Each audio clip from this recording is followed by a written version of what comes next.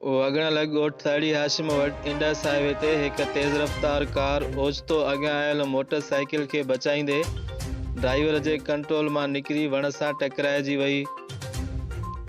जंहिं सबबि जैकबाद ज़िले जे तालके गढ़ी खेरो जे ॻोठ हाजी गुलाम नबीअ जा रवासी वाहिद बख्श बिरोही, सनाउल्लाह, नज़ीर अहमद, ज़फ़र अली, औरतूं नूर बानू, सकीना खातून, अज़ीज़ खातून, हुस्ना खातून ऐं मासूम नीगर मोहम्मद हसन सख़्त ज़ख़्मी थी पिया,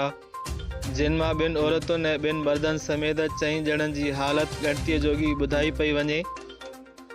ज़ख़्मियुनि खे हादसे बाद बरवक़्त समाजी अॻवान कारी मोहम्मद उस्मान मुगेरी खणाए वगण जी सरकारी अस्पताल पहुचायो,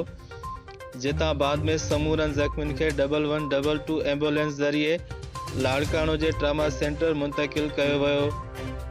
अखियुनि ॾिठनि शाहिदनि मुताबिक़ त वगण खां नसीराबाद तरफ़ वेंदड़ हिकु तेज़ रफ़्तार कार ओचितो साम्हूं ईंदड़ मोटरसाइकिल खे बचाईंदे ड्राइवर जे कंट्रोल मां निकिरी वण सां टकराइजी वई, जंहिं सबबि इहो हादसो पेश आयो। होॾां वगण पुलिस हादसे जो शिकार थियल कार पंहिंजे तहवील में वठी छॾी।